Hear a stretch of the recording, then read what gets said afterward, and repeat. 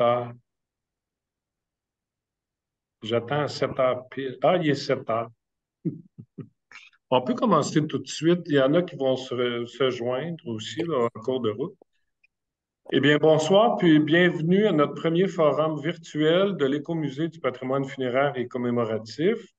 Pour ceux qui ne me connaissent pas, mon nom est Daniel Lapierre. Je suis président du conseil d'administration de l'Écomusée du patrimoine funéraire et commémoratif. Merci aux auditeurs, merci à nos conférenciers de votre présence. Juste des petites consignes, on vient d'en parler, si vous voulez fermer les micros. Puis il y aura aussi, lorsqu'on aura la période, après chaque conférencier, on va avoir la période de questions et commentaires.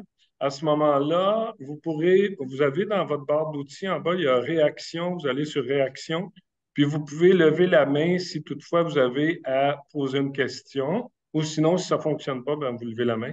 On va vous voir. On va pouvoir procéder avec soit lever la main ou l'émoticône.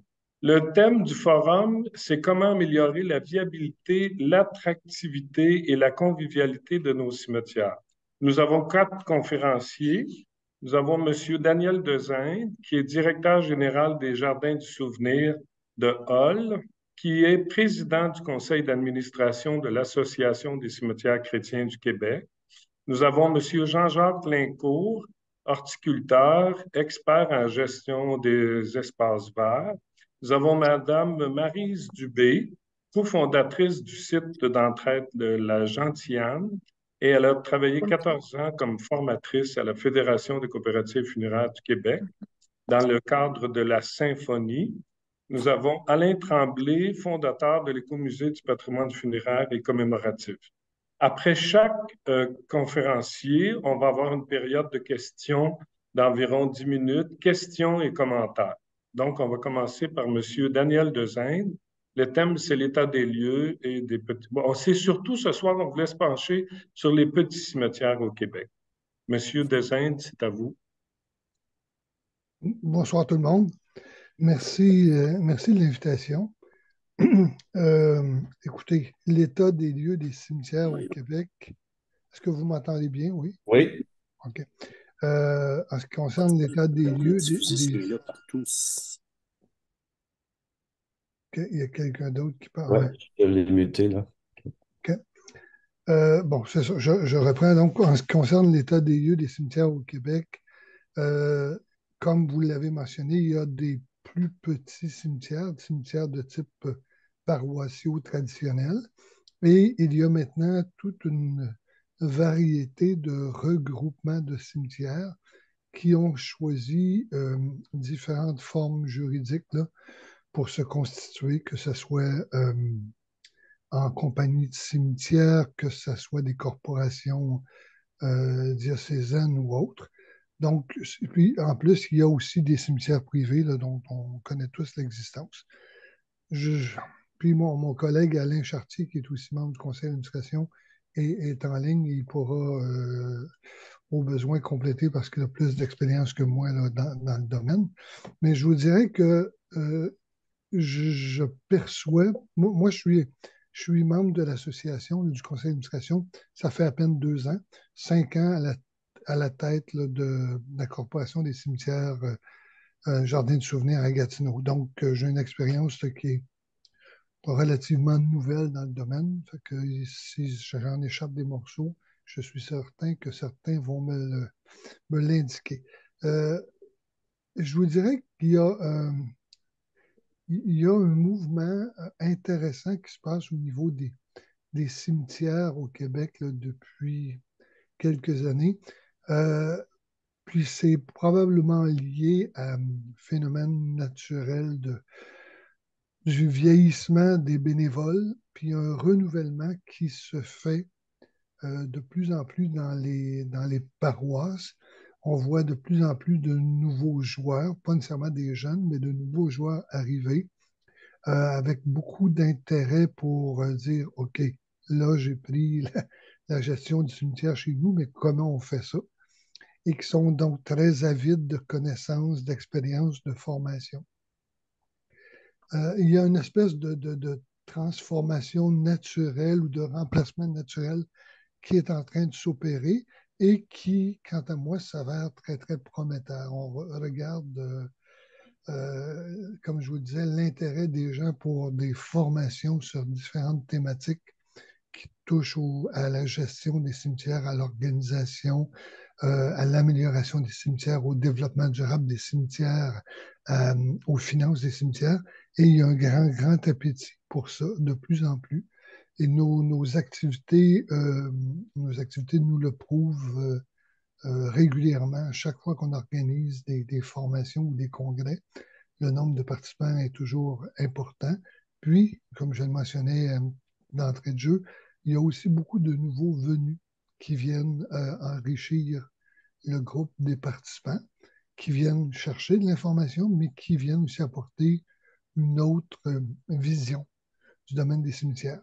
Moi, une des choses qui me plaît particulièrement dans ce que j'observe actuellement au niveau des cimetières, c'est que je pense on a dépassé le cap ou l'étape où on gérait des cimetières en attendant de s'y retrouver nous-mêmes. OK? Et tu sais, qu'on se disait, ben écoute, c'est là que je vais aller, puis je fais pas de vagues, puis je m'organise pour bien servir ma communauté, je m'organise pour que ça coûte pas cher, parce que les gens veulent jamais payer cher pour leur service, tout ça. Je pense qu'on a passé ce cap-là. Moi, je perçois qu'on est vraiment dans une étape où les gens considèrent maintenant que les cimetières ont un rôle pivot dans l'écosystème funéraire au Québec. OK? Et de plus en plus, on perçoit et on entend des gens qui disent minute, minute, minute. Là. Les cimetières, on n'est pas au service des maisons funéraires, on n'est pas au service de Pierre-Jean-Jacques, on est au service de nos clients et on veut, à ce titre-là, offrir des services qui répondent véritablement aux besoins. Les gestionnaires de cimetières sont très, très à l'affût de nouvelles techniques, de nouvelles façons de gérer les cimetières, de nouvelles façons de les rentabiliser, de nouvelles façons de les rendre plus attrayants, plus naturels, plus durables, plus verts, comme on dit dans mon secteur chez nous. Donc, ceux qui prévoyaient l'enterrement prochain des cimetières, ben, il faudra que vous vous contentiez d'une visite au columbarium ou quelque chose comme ça, parce que les cimetières sont pas. Quant à moi, on n'est vraiment plus dans cette phase-là. On est vraiment dans une phase de développement. Et puis j'en veux pour exemple une nouvelle dynamique de relation qui commence à s'installer avec, entre autres, les maisons funéraires, surtout dans les petites paroisses, les maisons funéraires qui, dans certains cas, je dirais pas ici, mais dans des pays très, très, très, très éloignés, qu'on ne connaît pas personne, il y avait des maisons funéraires qui avaient comme pris le contrôle des cimetières par personnes interposées qui dictaient leurs lois et tout ça.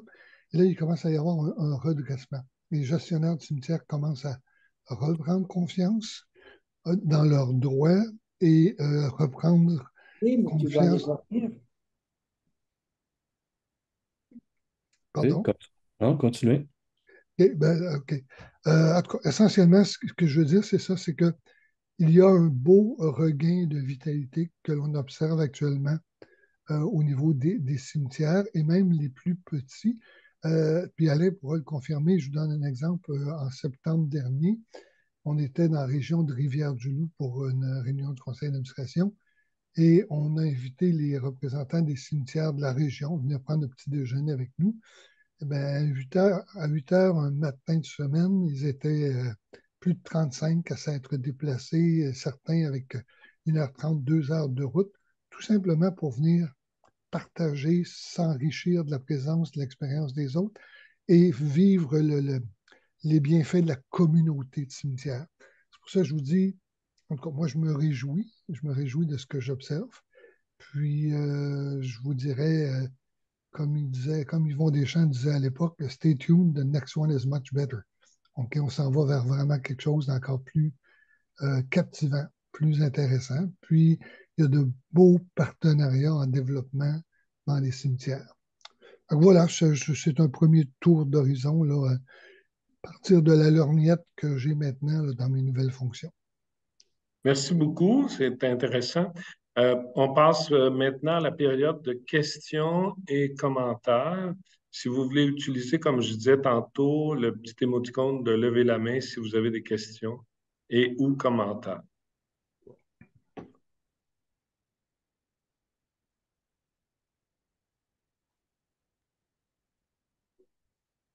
Vous voyez pas Ah, timide. Madame France Rémillard. Oui, votre micro, France. Et Suzanne Beaumont vient d'arriver aussi. Ah, OK. Je vous vois. Je vais vous suivre sur ma tablette. J'ai des problèmes avec mon ordinateur. D'accord. Il y avait une question, Madame Rémillard. Oui, Monsieur Dubé, vous avez parlé de participants à qui vous faites référence quand vous dites qu'ils sont très avides de formation? Est-ce que c'est des gens qui sont rémunérés ou c'est des gens qui sont bénévoles? Je vous dirais que ce sont autant des gens qui sont rémunérés que des gens qui sont bénévoles. Okay? Donc, des gens qui sont en charge de petits cimetières paroissiaux, tout comme des gens qui travaillent pour des corporations ou des compagnies de cimetières. On a les deux. Et vous avez parlé d'avide d'information. Pourriez-vous répéter un peu les champs qui sont en déficit de formation, par exemple? Vous Ben, avez parlé de gestion, de développement durable et d'autres champs qui intéressent vos clients. oui, mais entre autres, on passe souvent sous silence euh, l'ensemble des lois qui affectent ou régissent le domaine des cimetières ou le domaine funéraire. Or, quand tu es une bénévole ou un bénévole dans une paroisse, tu ne te lèves pas le matin en disant est-ce qu'il y a de nouvelles lois qui vont affecter mon travail aujourd'hui? Okay? Tu as besoin de personnes qui vont avoir l'expertise nécessaire, qui vont avoir analysé ces lois-là, qui vont être capables de les vulgariser, de les rendre accessibles.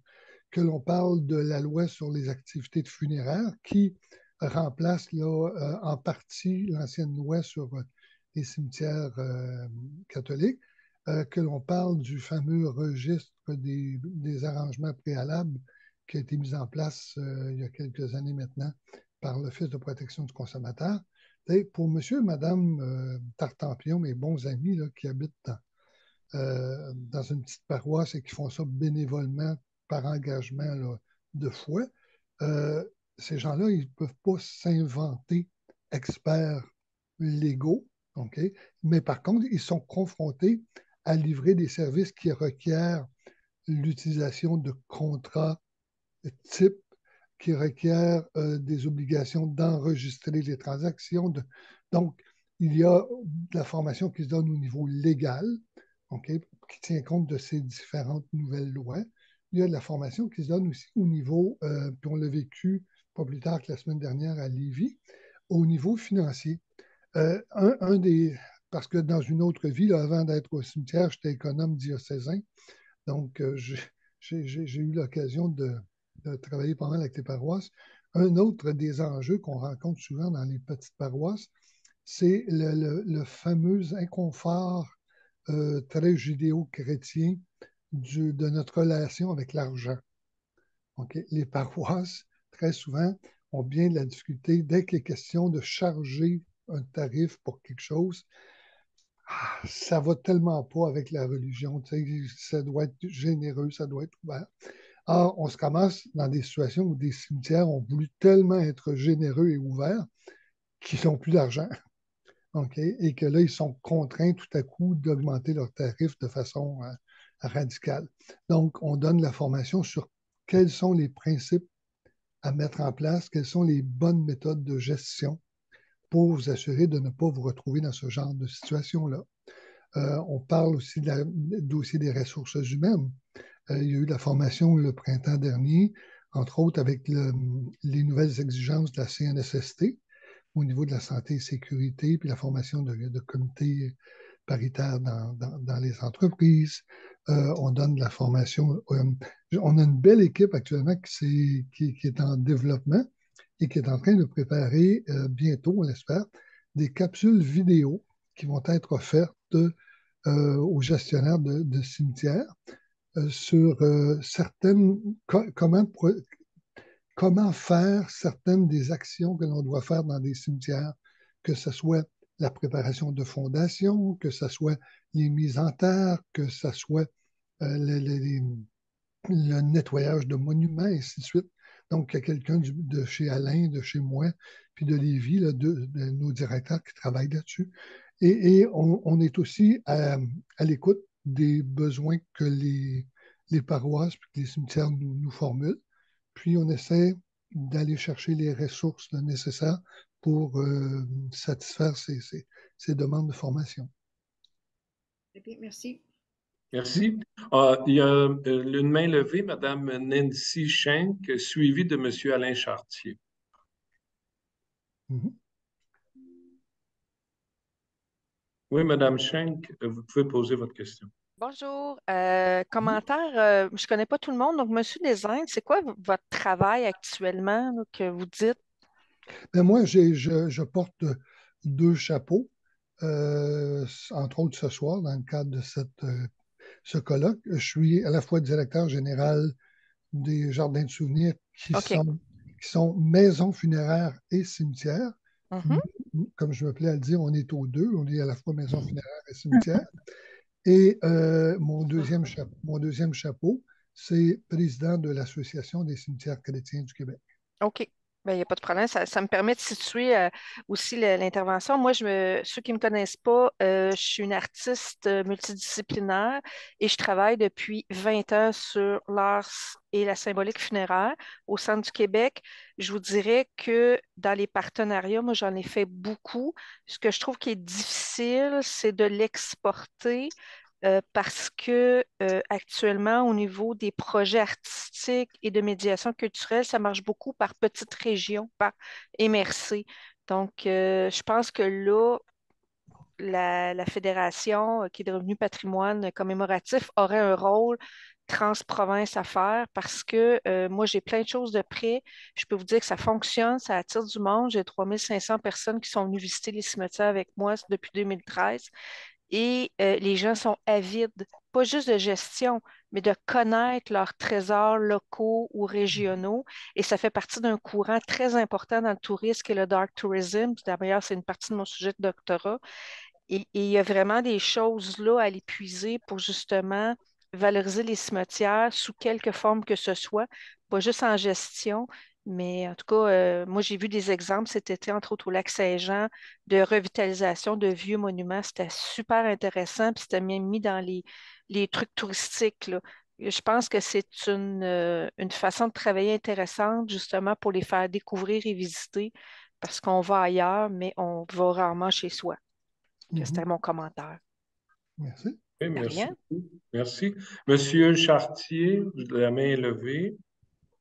Et oui, alors bonsoir à tous. En fait, je voulais juste compléter ou mettre un peu de couleur sur ce que Daniel Dezin nous a expliqué ou raconté. Euh, je préciserai que d'abord que le regain auquel il fait référence, il est là chez certains cimetières, là. Évidemment, on sait qu'au Québec, il y a peut-être au-dessus de 1300 cimetières, principalement religieux. Il y a peut-être une 10-12 cimetières privés, là. C'est peut-être moins ce qui nous concerne maintenant. Quoique ça va nous concerner un jour, puis je vous dirai pourquoi après. Mais je reviens à ce que Daniel disait. Euh, la majorité, pour ne pas dire tous les cimetières, se sont crus pendant bien des années. Et il y en a encore qui sont dans ce mode-là, un peu sous une coupole de verre ou un peu protégés de ce qui se passait ailleurs ou, disons, non impliqués. Mais je dirais que le wake-up call, là, pour le dire comme ça, c'était vraiment d'abord la nouvelle loi sur les activités funéraires. Alors, il y a quand même plusieurs au Québec qui ne savaient même pas qu'il y avait une loi sur ces inhumations et ces exhumations. Alors là, avec toutes les obligations de cette loi-là, on revient en 2019, c'était quand même assez important. Et ça l'a un peu ébranlé les colonnes du temple de plusieurs petits cimetières. Parce qu'au Québec, il ne faut pas se leurrer, je peux compter sur les doigts de 2 mains et demie les cimetières grands ou moyens. Je parle des cimetières principalement religieux parce que c'est ça le Québec. Encore une fois, avec l'exception d'une douzaine de cimetières privés ou plus ou moins. Alors, ce que je veux dire par là, c'est que la majorité des cimetières, ce sont de petits cimetières. On parle de 2, 3 inhumations par année jusqu'à 10, 12 ou disons 100 et moins. Bon, ceux qui font plus d'inhumations que ça, ils font partie des 12, 13 là, qui sont parmi les moyens ou les très grands au Québec. Alors, les gens sont soudainement rendus compte qu'ils étaient confrontés à ces réalités légales-là et que ça les concernait tous. Alors ça l'a alimenté ce que Daniel Dezengue décrivait avec une espèce de regain soudain d'intérêt. Dire, ben écoute, si nous autres, ça ne nous concerne pas. Non, non, ça nous concerne. Donc, il y a ça. Il y a aussi, bien sûr, les modifications qui ont été apportées à la loi de la protection du consommateur concernant l'obligation des cimetières de de déposer dans un registre national là, l'ensemble des concessions et ou des obligations futures qui avaient été contractées par des clients. Pour parler clairement, si quelqu'un avait payé sa fosse d'avance ou la mise en terre ou la mise en niche au columbarium les frais de service à l'avance, maintenant, l'ensemble des cimetières, qu'ils soient religieux, non religieux ou quels qu'ils soient, est obligé de déposer dans un registre. Et ça a causé une tempête énorme parce qu'encore une fois, la grande majorité des cimetières n'étaient pas au courant qu'ils devaient, ils n'étaient plus exempts de ça. Ils devaient se conformer. Et ça remonte à il y a quelques années. Alors, je pense que c'était une très bonne chose dans un sens, là, où ça l'a éveillé beaucoup, mais la grande problématique au Québec, puis Daniel l'a mentionné, d'abord, on sait que la majorité des gens ne rajeunissent pas, et c'est presque, pas la totalité, mais une bonne majorité des cimetières sont gérés ou opérés par des bénévoles. Donc, vous le savez, au Québec, je ne vous apprends rien. Le bénévolat, c'est peut-être pas autant que ça a déjà été. Et encore de façon plus pointue, le bénévolat en paroisse, là, on parle déjà d'autre chose. Donc, oui, il y a un regain, il y a une demande de s'informer, d'avoir certaines formations, mais qui est largement, à mon humble avis, imposée par ce nouveau cadre réglementaire différent qui est apparu depuis 5-6 ans. Et là, je vous passe sous silence la COVID, où il y a eu toutes sortes de questionnements. Certains cimetières fermaient, d'autres ouvraient, en tout cas. Alors, oui, c'est vrai, il y a disons, une préoccupation qui est un peu plus nouvelle et on l'a vu là, comme disait Daniel, où on a fait une rencontre de notre CA, parce que je suis aussi membre du conseil d'administration de l'Association des cimetières chrétiens du Québec, la CCQ. Et des gens, par exemple, dans la région de Rivière-du-Loup, on s'est retrouvé avec plusieurs personnes. Mais je vous relate les propos d'une dame qui était à ma table, qui s'occupait d'un petit cimetière là, dans le Bas-Saint-Laurent, où il y avait 10-12 inhumations par année. Puis elle me dit, écoutez, moi, je tiens ça à bout de bras comme bénévole, mais qui c'est qui va s'en occuper quand je ne serai plus là? Elle dit, il n'y a personne d'autre. Alors, en même temps, c'est comme un peu contradictoire. Effectivement, il y a une demande d'aller chercher de l'info puis de la formation, mais de l'autre côté, je vais employer ce terme-là en guillemets, le plan d'affaires et le plan organisationnel de la majorité des cimetières, c'est basé sur des colonnes de sable mouvant. Alors, il faut, tout en ayant un peu de regain, il y a aussi toute la partie où on peut avoir du regain puis être très intéressé, mais faut-il en avoir les moyens aussi? Parce que Daniel l'a soulevé, la majorité des cimetières, ils n'ont pas d'argent, ils n'ont pas un sou. Donc, malheureusement, au Québec, contrairement à l'Ontario, des fois on se compare, on dit qu'on est mieux, mais là-dessus, l'Ontario, on va lui lever notre chapeau. Ils ont un cadre réglementaire légal qui oblige les cimetières à avoir des une structure de fonds d'entretien à perpétuité, ce qui n'existe pas au Québec. La protection du consommateur est plus intéressée à s'assurer de la bonne gestion du 600$ que tu payes pour aller au gym par année, pour être sûr au cas que le gym ferme, mais le reste, ça ne les intéresse pas. Donc, bref, ce n'est pas des situations faciles pour beaucoup de cimetières. Heureusement qu'il y a des gens qui veulent, puis qui participent, puis qui ont l'esprit, puis l'espérance que leur cimetière va passer au travers, et de là, ce que Daniel décrivait, les gens s'informent, etc. Mais il n'en demeure pas moins qu'il y a aussi une question de finances qu'on ne peut pas passer sous silence. Enfin, ça vous donne un peu un portrait. Puis quand je faisais référence aux cimetières privés, sans connaître l'ensemble des états financiers de tous ces cimetières privés-là, en tout cas, je ne peux pas l'affirmer, mais j'ai quand même des doutes raisonnablement suffisants que la majorité de ces cimetières-là n'ont pas une scène en fonds de réserve. Donc, une bonne journée, il éclatera quelque chose. Mais bon, ça sera quand? Est-ce que c'est demain ou dans 10 ans? Je ne sais pas. Mais en tout cas, nous, à l'association, on fait des efforts avec Daniel comme président pour effectivement avoir des plans de formation, des outils de référence. On essaie En fait, on est là pour aider tous les petits cimetières, finalement. Mais il y a du travail à faire. D'accord. Merci beaucoup, Alain. Très intéressant. On va continuer avec M. Jean-Jacques Lincourt. C'est pas joint à nous, je crois, hein, Alain Arsenault? Non. Je crois pas.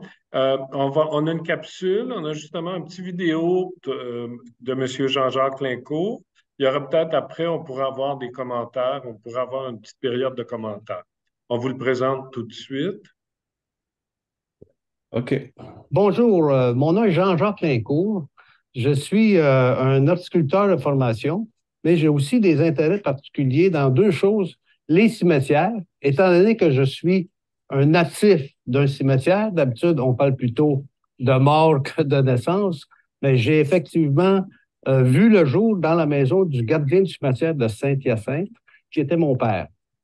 J'ai aussi, comme je disais, une formation en horticulture et j'ai fait une carrière durant une trentaine d'années à la ville de Montréal dans la gestion des espaces verts. Je vous parle ici d'une méthode d'entretien des espaces verts qu'on avait introduit dans les années 90, qu'on appelle la gestion différenciée des espaces verts, qui s'applique plus directement à la gestion de la pelouse. C'est un concept qui est né en Europe, dans des villes suisses et françaises qu'on avait été visiter et qui consiste essentiellement à se poser la question sur la fonction, sur l'utilité de chacun des secteurs qu'on va entretenir et se demander jusqu'à quel point on a besoin d'entretenir la pelouse à un haut standard.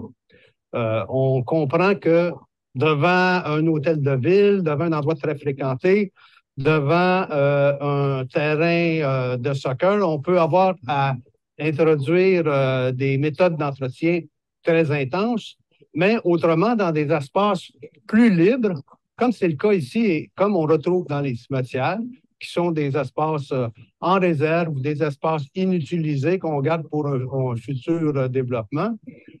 On n'aurait pas besoin de tondre la pelouse aussi régulièrement. Et c'est ce qu'on appelle la gestion différenciée, donc une différence entre les espaces qu'on entretient plus souvent et qu'on se sert moins et les espaces qui sont à intensité plus grande. Qu'est-ce qu'on va retrouver dans cette prairie-là? On va retrouver finalement, quand on cesse de tondre une pelouse, on va se retrouver avec une prairie.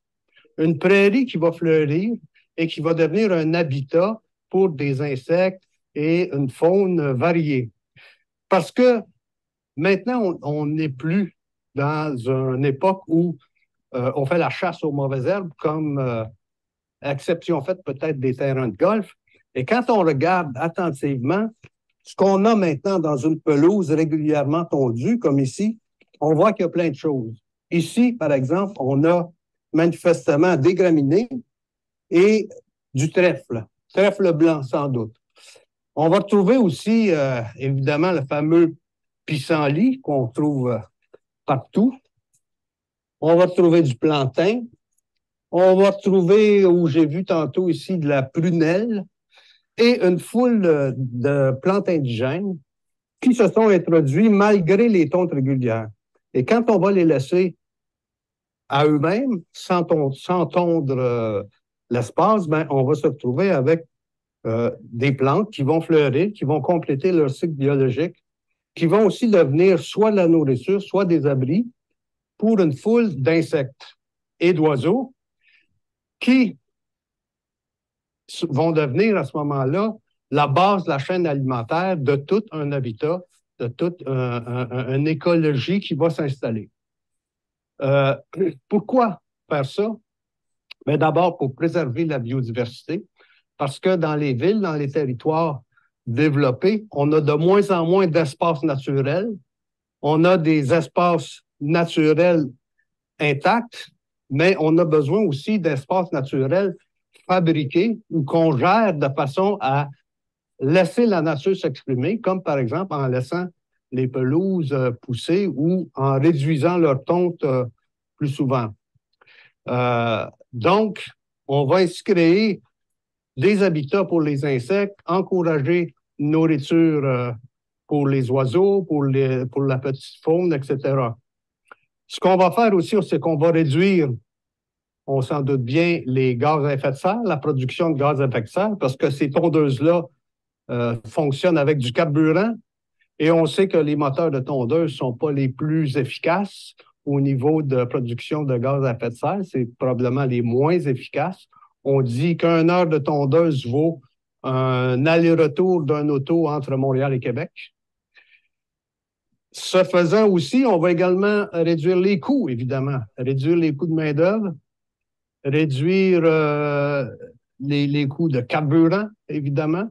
Et on va pouvoir concentrer ces économies-là dans d'autres activités, ou encore une option qui est faisable pour plus de convivialité, c'est qu'on va pouvoir améliorer le contenu de ces prairies-là qu'on a créées en introduisant des plantes indigènes à fleurs qu'on va sélectionner. Une petite précaution ou deux, la gestion différenciée, ce n'est pas un laisser-aller complet des espaces, c'est un contrôle différent, c'est une vision différente de ce que doit être notre espace. Et il y a une chose à contrôler qui est très importante, c'est les espèces exotiques envahissantes. On en a tous entendu parler, que ce soit de la moule zébrée au nappe brun à la renouée japonaise.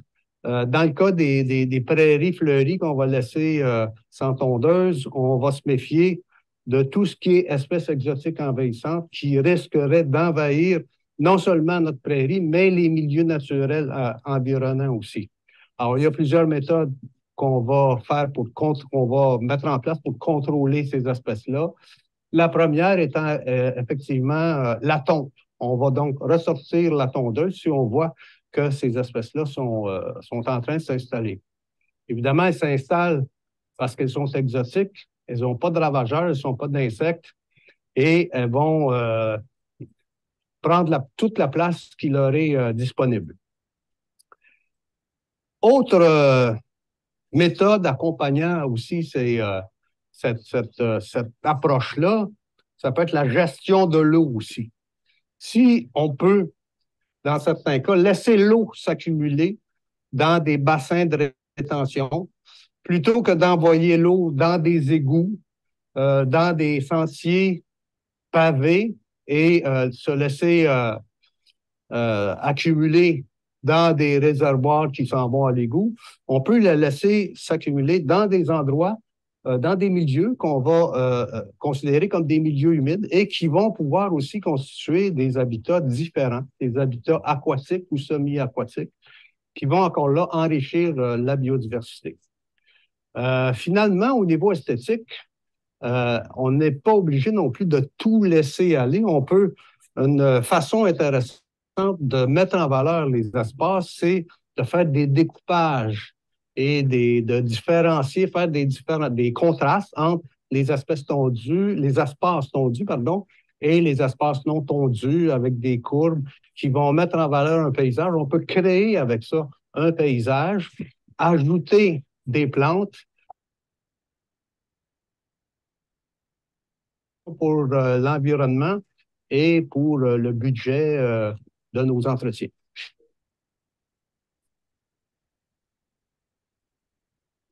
Merci. Est-ce qu'il y a des commentaires? Parce que monsieur, je pense que Jean-Jacques Lincourt n'est pas là, hein, Non, pour les questions. D'accord. il n'était pas sûr d'être capable de venir. Oui, Alors, il ne pouvait pas venir. C'est pour ça qu'on avait fait la capsule vidéo. Oui, France, France, il y a une question. Ton France, micro. ton micro. Voilà. Je voulais juste dire que j'étais ravie d'entendre ce vidéo de M. Lincourt parce qu'il a participé à notre infolettre en écrivant plusieurs articles, mais là, il est arrivé avec des précisions qui sont éclairantes. Parce qu'avant ça, j'étais un peu euh, ambivalente par rapport à son option parce que je me disais, dans un cimetière, si on laisse l'herbe pousser, comment les gens vont se rendre jusqu'à la stèle de leurs proches. Mais je comprends où il s'en va et comment il contrôle ça. Il y a une chose qui m'inquiète. Il a parlé des espèces envahissantes, mais il y a aussi, quand on laisse une prairie, il y a des graines d'arbres qui s'insèrent. Et là, qu'est-ce qu'on fait avec ça? Ça, j'aurais aimé voir qu'est-ce qu'il y avait comme solution par rapport à ça. En Europe, ces grands champs, on les fait brouter par des chèvres et des moutons. Ça pourrait être une option. D'accord, merci. Nancy Schenck, je pense qu'elle a la main levée. Oui, c'est super intéressant. Écoute, moi, en région, je suis au centre du Québec. Il y a beaucoup de projets environnementaux pour la valorisation des pollinisateurs. Et je pense que les cimetières dans les endroits qui ne sont pas occupés par des stèles seraient vraiment des choses intéressantes pour, entre autres, le défi pissenlit, les violettes, tout ça, pour justement, avec des sentiers pour informer les gens des plantes qui sont dans ces prairies-là, pour aussi sensibiliser les gens au fait que la pelouse verte est très belle, pas de pissenlit, ce n'est pas naturel. Et c'est pas bon pour la diversité. Donc, ça serait une autre option pour amener les gens au cimetière, mais en même temps d'y aller avec une forme un peu d'éducation populaire. Donc, si ça marche pour le monarque ou encore sur la boîte de Cheerios pour sauver les abeilles, pourquoi on ne pourrait pas rentrer ça dans le mouvement pour les cimetières, vu que dans le courant funéraire, c'est tout ce qui est écologique qui est de plus en plus porteur. Donc, je pense que là, il y a une grande voie de possibilités, là. D'accord, merci. Monsieur Desaintes, suivi de Mathias et Lynn après. Et tout simplement, je suis heureux d'être capable de mettre un nom, enfin, sur quelque chose que nous avons commencé à faire depuis 3 ans. Donc maintenant, je vais être capable de dire demain au bureau qu'on pratique la gestion différenciée, okay? Parce qu'on ne connaissait pas le nom. Nous, on avait tout simplement décidé, il y a 3 ans, on s'est rendu compte qu'on avait de grands espaces qui ne sont pas utilisés, qui ne seront pas avant de nombreuses années. J'ai dit, ben, c'est quoi l'idée de passer la tondeuse à toutes les semaines ou à tous les jours dans ces secteurs-là? Alors, on a décidé de les laisser revenir à l'état naturel dans une perspective là, de biodiversité et de favoriser la pollinisation. Et pour s'assurer que nos clients comprennent bien que ce n'est pas juste parce qu'on était paresseux, okay, on a publié sur notre site web et on a émis des communiqués pour expliquer le sens de la démarche. Et on a installé en avant de ces sections-là des affiches qui s'appellent Zone de protection environnementale. Okay? Et ça fait 3 ans maintenant qu'on a commencé ce processus. Puis, j'aimais bien la référence de M. Lincourt à l'aspect économique. On a évalué récemment qu'après 3 ans dans ces différents secteurs, sans coupe régulière, juste en salaire, là, je ne parle pas d'essence, je ne parle pas de rien d'autre, on estime avoir économisé probablement aux alentours de 35 000 en 3 ans, juste en salaire. OK? Puis on a aussi protégé nos employés de se faire cuire au soleil pendant toutes ces journées sans aucune raison. Fait que moi, je suis content de savoir qu'est-ce qu'on fait, que ça porte un nom, puis je vais le partager avec mes collègues dès demain. D'accord, merci. Mathias, suivi de Mme Lynn après. Oui, je vais être très bref. Je ne pensais pas intervenir ce soir, puis je ne veux pas avoir l'air cabotin quand on parle de chiffres, de choses, mais je n'ai pas le choix de rebondir sur M. Lincourt et le commentaire qui a suivi. J'ai été berger, puis j'ai voyagé beaucoup en Europe de l'Est et dans les cimetières en Roumanie, puis en Hongrie. Et au risque de sembler digresser, il y a des vaches, puis il y a des moutons, puis c'est normal. Puis ça a été très, très surprenant. Fait que voilà, c'était pas pour cabotiner, mais je vais partager cette expérience-là. Puis vous allez dans un cimetière en Roumanie, vous allez voir des cimetières avec des vaches qui pâturent dedans. Voilà. Merci. Madame Lynn. Il y avait une main levée, Lynn. Le micro est fermé. Vous m'entendez? Oui. Oui, je m'excuse, mon vidéo ne fonctionne pas. Moi, je suis très impliquée dans des sociétés d'horticulture en Montérégie et je voulais répondre à madame par rapport à son inquiétude pour les arbres. Quand on parle de coupes différenciées, on parle de coupes moins fréquentes. Donc, il y a quand même une coupe qui se fait pour justement limiter la pousse des arbres, mais permettre la biodiversité. Donc, c'est une approche qu'on entend beaucoup dans les sociétés d'horticulture, de permettre à la faune et à la flore de se perpétuer, de reprendre sa place. Et c'est une très belle approche. Et si on pouvait permettre cette approche-là dans des zones moins utilisées de nos cimetières, c'est une très bonne initiative. Je l'applaudis.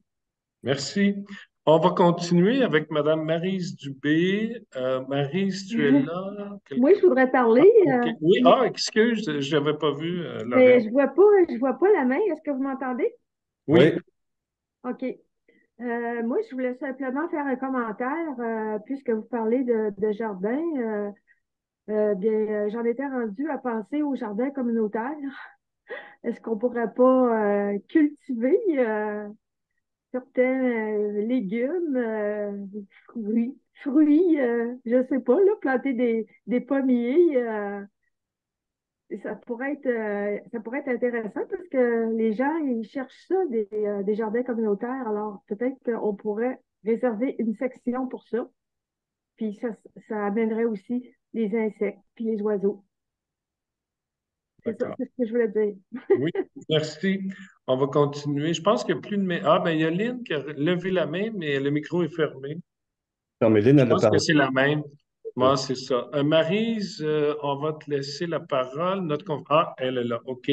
Maryse, si tu veux, on est prêt. Maryse, bonjour tout le monde. Oui, je viens de te donner accès à l'écran. Là, tu devrais. Oui, que je puisse présenter mon PowerPoint tout à l'heure. Oui. Parfait. Alors, bonjour tout le monde. Moi, je ne suis pas issue des cimetières, je suis issue du funéraire. Alors, j'ai travaillé pendant 17 ans pour la Fédération des coopératives funéraires, puis avant ça, j'étais au niveau des personnes en deuil. Ce qui fait que mon regard, c'est un regard plus au niveau de la clientèle, les gens qui vont aller au cimetière. C'est quoi les attentes, c'est quoi les besoins, par quel chemin ils doivent passer, pourquoi ils vont plus. C'est un petit peu ça que je vais regarder avec vous.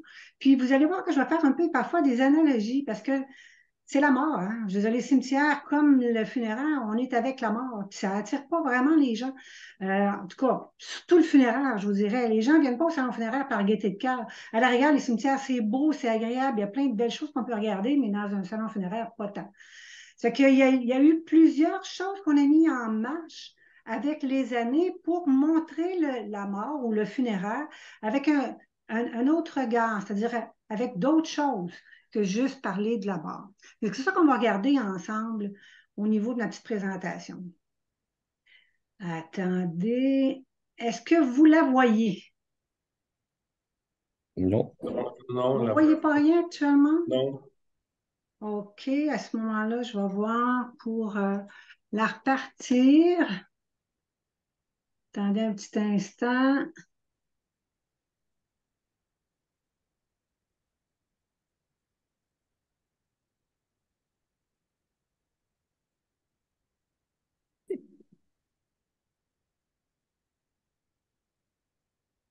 Et là, est-ce que vous la voyez? Non, Pas non plus. Vous la non. voyez pas. Avez-vous fait un partage d'écran? Oui, oui, j'ai fait ça. OK, tu le fais.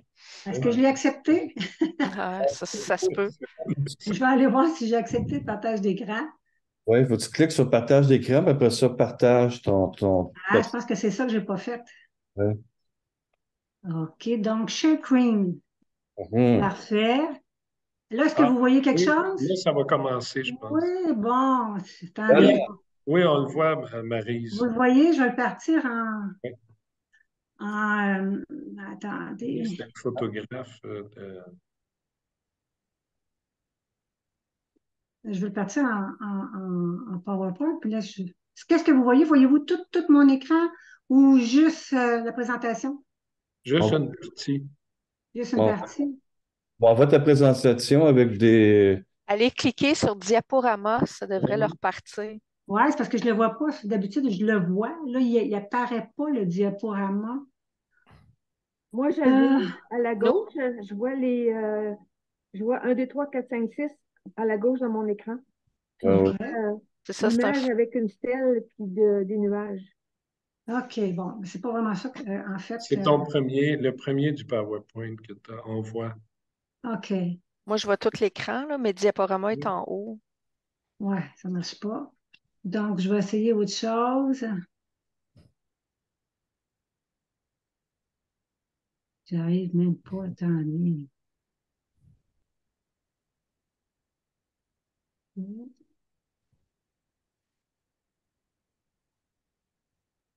Bon. Vous voyez pas en haut fichier, accueil, tout ça? Parce que moi, je le vois quand vous partagez, donc en théorie, vous Oui. devriez le voir. Oui, j'ai fichier accueil en haut à gauche. OK. Va sur diaporama, regarde. T'as accueil, insertion, dessin, conception, jusqu'à Oui, diaporama, diaporama, qui est là parfait. à partir du début. Là, je fais à partir du début. C'est ça. C'est-tu correct? Ah oui, là, c'est Yeah! Ben merci. C'est quelle madame qui vient de m'aider, là? c'est C'est Mme Nancy. Cheng, Nancy Cheng. C'est parce Merci, que madame Chen. j'ai travaillé comme assistante de Zoom à l'université. Bon, ben voilà. C'est prêt. Alors, les premières photos que vous voyez ici, en fait, le thème, c'est inspirer les visites de cimetières. Je vous dirais que d'office, les cimetières, c'est très inspirant, hein. Si on regarde juste le cimetière comme il est, là, c'est de toute beauté. Les lieux qui ont été choisis pour faire des cimetières, souvent, c'est des lieux magnifiques avec une belle vue. On a beaucoup de choses dans ce cimetière qui sont inspirants. C'est pour ça que le titre plus ou moins inspiré, je dirais comment attirer les gens qui sont partis. Parce que dans le funéraire, ce qu'on voit, on les rencontre, les familles. On est avec eux autres quand ils se trouvent à faire leur arrangement, puis qu'ils se trouvent à décider qu'est-ce qu'ils vont faire pour leurs défunts. Alors, qu'est-ce qu'ils gardent pas, on est plus en mesure de le voir. Là, les photos que vous voyez ici, c'est des photos qui ont été faites par Normand Métivier. Normand Métivier, c'est un photographe de l'Estrie qui a visité à peu près 300 cimetières. C'est des cimetières qui sont abandonnés pour la plupart, mais ça nous montre quand même tout ce qu'on peut avoir comme beauté dans un cimetière au niveau de l'environnement et tout et tout. Les cimetières, c'est des lieux de mémoire, c'est des lieux d'histoire. Je ne vous apprends rien dans tout ça. C'est des lieux d'expression. Quand on parle d'expression, on parle d'expression verbale, on parle d'expression dans les textes, dans les œuvres d'art, dans l'émotion aussi qu'on a à vivre quand on va dans un cimetière. C'est des lieux de personnalisation, c'est des lieux de plein air, de nature. On a des endeuillés qui sont là, on a des randonneurs qui sont là. Dans les randonneurs, on inclut tous ceux qui vont promener le chien, les touristes, un peu tout le monde qui vont aller dans un cimetière parce que c'est paisible, parce que c'est beau, parce que ça nous permet de ralentir la cadence dans une vie où tout va vite. Alors, les lieux de mémoire, les lieux d'histoire, on regarde déjà à Québec, il y a des visites guidées qui se font là-bas au cimetière Saint-Charles, au cimetière Notre-Dame. Il y aurait moyen de faire des visites, puis c'est ça qu'on va voir aussi. Donc, il y a vraiment tout un flot d'histoire dans les cimetières. Puis souvent, on a tendance à s'arrêter à les personnalités, mais si on sort des personnalités, parce que les personnalités, à la rigueur, leur histoire, on peut toujours l'avoir sur Internet, mais monsieur, madame, tout le monde, quand il arrive, je ne sais pas moi, un souci dans un village, un feu qui a tué tant de personnes, c'est bon aussi d'avoir ces petits bouts d'histoire-là qui nous permettent de mieux comprendre qui est dans le cimetière. Quand on arrive dans une nouvelle région, puis moi, je viens d'une petite campagne, ben, je vis dans une petite campagne actuellement. On a eu la pandémie, puis il y a plusieurs gens qui sont arrivés dans les petites campagnes parce que justement, il y avait plus de liberté, puis il y avait envie d'être plus en nature. Mais quand tu arrives au cimetière, il y a plein de choses que tu ne sais pas. Alors, s'il y a quelqu'un sur place qui est en mesure de t'expliquer l'histoire du village ou de la ville pour justement te briefer par rapport à qui est là, ben, c'est quand même un plus, là. On parle de lieux d'expression à travers des écrits, des pensées. Je ne sais pas s'il y a beaucoup de gens que je connais qui vont aller dans les cimetières pour lire les épitaphes, voir qu'est-ce qu'on a écrit dessus. Il y a toutes sortes de choses vraiment intéressantes qu'on peut voir, des beaux messages qui sont donnés là. C'est de la poésie qu'on va voir bien souvent. À travers des œuvres d'art, ben là, vous avez des photos de grandes œuvres d'art, il y en a des plus petites. Les arts dans le cimetière, ça fait longtemps que c'est là, depuis toujours, on a des arts dans le cimetière. Puis ça aussi, ça fait partie de ce qu'on va aimer regarder quand on va aller dans un cimetière.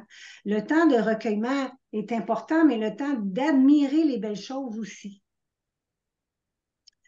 C'est un lieu de personnalisation, prendre soin de nos morts. Hein. Je vous ai montré, je vous montre ici 3 photos là, à Saint-Henri-de-Taillon, Lac-Saint-Jean, à Belleuil, à Chisasibi. Donc, les gens ont besoin d'avoir une place pour prendre soin de leurs morts. Je vais faire un petit parallèle ici par rapport aux funéraires. Dans le funéraire, quand on rencontre des familles, parfois, il y a des familles qui veulent porter le papa ou porter la maman, puis ils vont dire, moi, je vais être un porteur. Puis il y a des entreprises funéraires qui vont refuser ça pour toutes sortes de raisons, qui vont dire, non, nous, on a des porteurs, puis on préfère fonctionner avec nos porteurs. Bien, il y a des gens qui vont dire, si je ne peux pas porter papa ou maman, bien, je vais faire affaire avec une autre maison funéraire, tout simplement, parce que c'est important pour eux de prendre soin des morts. Et prendre soin des morts, c'est par des actions concrètes. Alors, le lieu de personnalisation, là, où est-ce qu'on peut aménager des petits espaces, mettre des fleurs, des plantes, mettre des petits ornements qui vont venir nous parler du défunt, c'est des choses importantes pour la personne endeuillée. C'est des petits gestes qu'elle va faire réguliers, qui vont l'amener au cimetière, puis qui vont lui donner le goût d'être au cimetière, nettoyer un petit coin de terrain, de venir changer le pot de fleurs. Sauf que ça, c'est de moins en moins possible de faire ça. Vous avez mentionné tout à l'heure plusieurs considérations financières. Puis effectivement, on le voit bien, nous, dans le village où on est, c'était des bénévoles avant, puis aujourd'hui, c'est la ville, parce que les bénévoles, on en a de moins en moins. Donc, c'est la ville qui a assumé l'entretien du cimetière.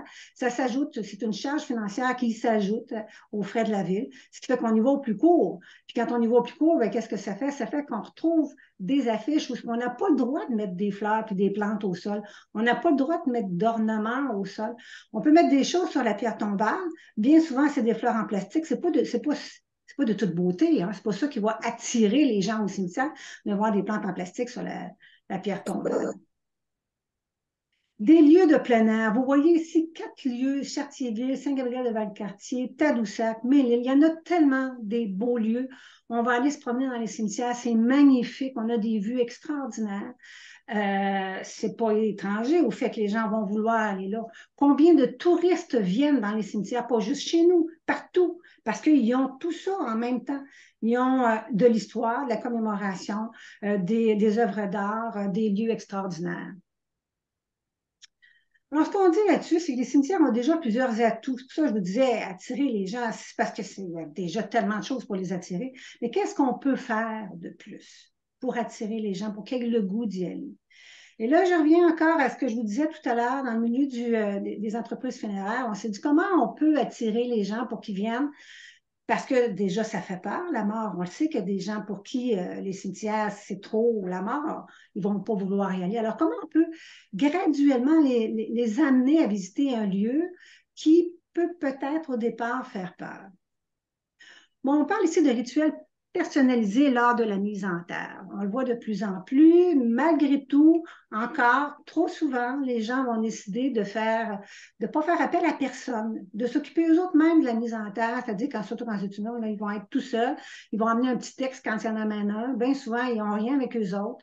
C'est un peu banal, les mots qui peuvent se dire. Donc, ce serait peut-être pas mauvais d'avoir une espèce de partenariat avec le milieu funéraire pour justement essayer d'avoir des rituels qui sont plus personnalisés. Puis, je vais vous raconter une petite histoire par rapport à ça. Dans un village, en Taquaticook, et puis il y a un monsieur qui est décédé, qui n'était pas très vieux, il devait avoir peut-être 35-40 ans.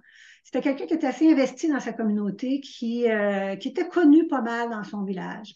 Mais c'était pas un natif de la place. Donc, sa famille n'était pas des environs. Quand il est décédé, c'est sa sœur qui est venue pour les funérailles, puis sa sœur, elle a décidé qu'il n'y avait rien. On entend de plus en plus ça, on veut rien. On veut rien, puis rien, bien souvent, c'est vraiment rien. Hein.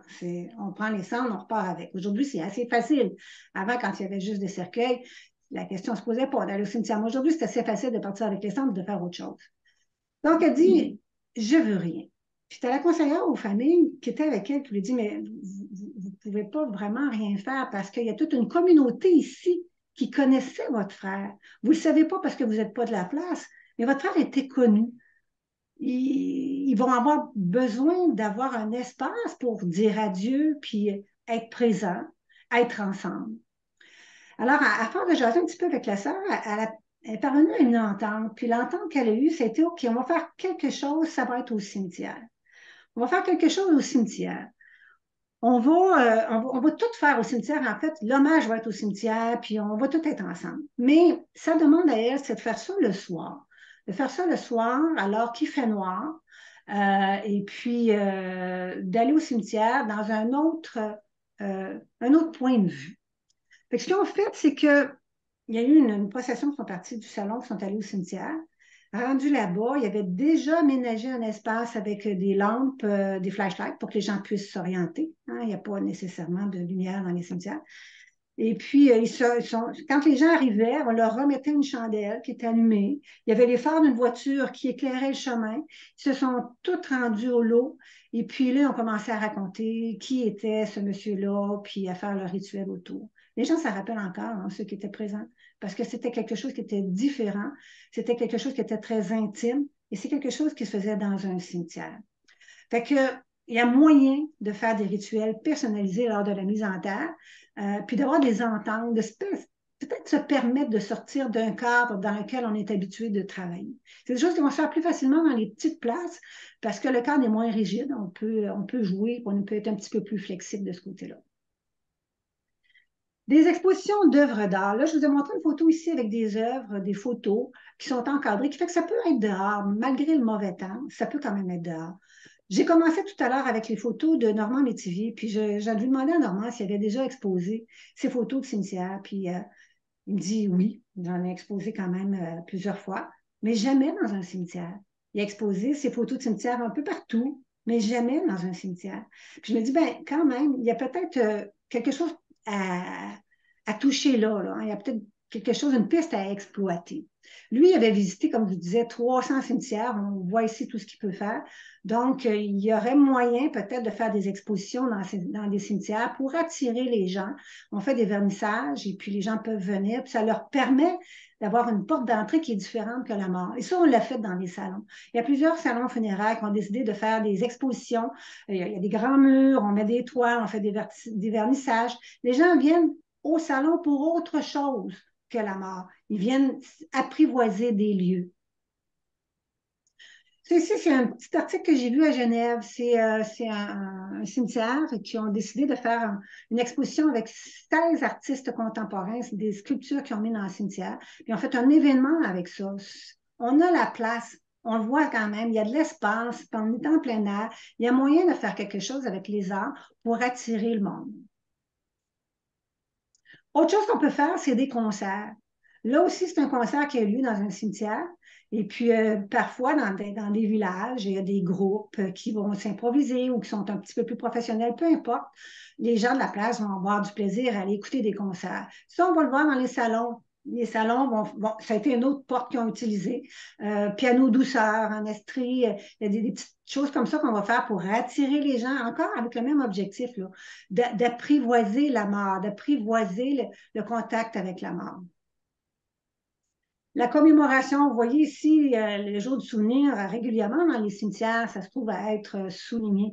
Mais il y a d'autres commémorations qu'on peut faire. On n'est pas obligé juste d'être attaché à ça. Ça peut être un drame qui s'est passé dans un village et on va prendre une journée exprès pour se commémorer, se rappeler cet événement-là, puis les gens vont pouvoir se déplacer.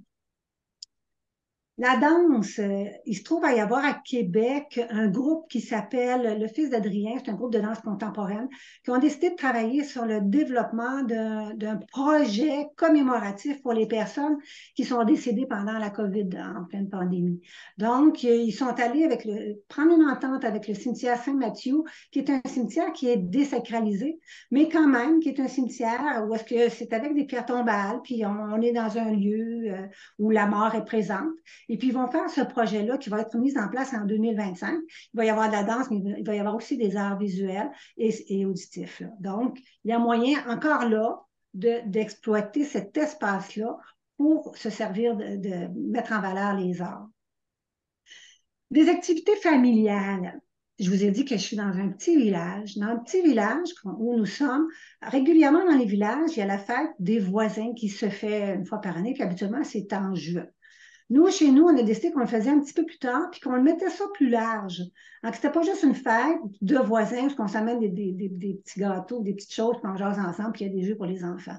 On a mis ça plus large. On s'est dit, OK, on pourrait faire une cérémonie commémorative pour les personnes qui sont décédées dans les dernières années, les 3 dernières années, c'est ce qu'on a fait. Donc, il y a eu une cérémonie, il y a eu une messe. Notre église est fermée. La photo que vous voyez là, c'est la photo de l'église d'où est-ce que je suis. L'église est fermée, mais on l'a ouvert exprès pour cette messe-là. On est allé chercher ce qu'il fallait pour le prêtre et tout ça. Il y a eu une messe pour les personnes décédées.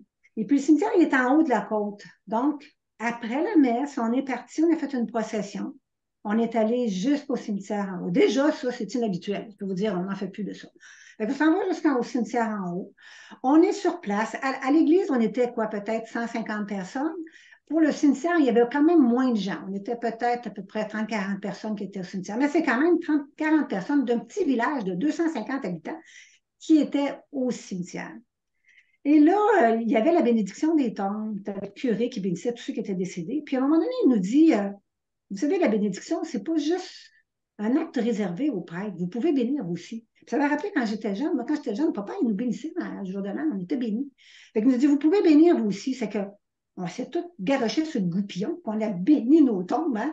Je veux dire, ils n'ont jamais été aussi imbibés. C'est qu'on a participé à un rituel qui faisait du sens pour nous. Ça faisait du sens. Papa nous avait bénis, puis là, on le bénissait à notre tour. On bénissait son repos de mort. Après ça, on a fini ça avec un repas communautaire. Un repas communautaire, on était 300 personnes. Il y avait des gens de l'extérieur qui étaient venus, qui s'étaient déplacés pour aller au repas communautaire, puis ça s'est terminé avec une fête pour enfants. Ça montre qu'on peut on peut élargir ça, on peut introduire une visite au cimetière dans d'autres activités qui font du sens, puis qui rallient la communauté. Fait que les activités familiales, c'est des choses qu'on peut faire aussi, puis c'est des choses qui peuvent se faire plus facilement dans les petits villages. Ensuite, des activités d'information et de sensibilisation, on en a parlé tout à l'heure. Les journées portes ouvertes dans le milieu funéraire, ça n'a pas toujours existé. Ça fait peut-être une dizaine d'années, je crois, qu'on se trouve à voir ça. Ça faisait partie des actions qu'on a posées pour que les gens puissent venir au salon puis peut-être répondre à des questions qu'ils avaient qu'ils n'osaient pas poser. Ça fait que c'est la même chose au niveau des cimetières. Mieux comprendre les frais d'entretien, les lois qui régissent l'inhumation, l'exhumation des corps, les différences entre les cimetières, parce qu'il y a vraiment des différences au niveau de l'application, les règles internes, la régie interne, puis tout ça, puis le développement durable. On en a parlé aussi tout à l'heure, le développement durable. Donc, c'est tous des thèmes qu'on peut aborder dans une journée porte ouverte qu'on va faire, puis en même temps, on fait une visite de cimetière. C'est pas mal la présentation que je voulais vous présenter aujourd'hui. Si je veux arrêter ça, je clique sur Stop Share. Je vais l'arrêter pour toi. Voilà. Je l'ai arrêté, tu étais capable. Ben, merci beaucoup, Marie. C'est très bien, très intéressant. Merci. On passe à la période de questions et commentaires. Oui. Nancy? Ben oui, je vais encore prendre un petit peu la pause. Je suis déjà gênée, je suis comme avec notre ami de tantôt. Écoute, moi, ça fait 20 ans que je fais ça. Des photos dans les cimetières, des expositions en dehors du cimetière pour amener le cimetière ailleurs parce que les gens ne veulent pas tous y aller. Des médiations culturelles, des visites guidées dans les cimetières avec différents partenaires. Je te dirais que les fêtes des voisins, ça m'est arrivé aussi.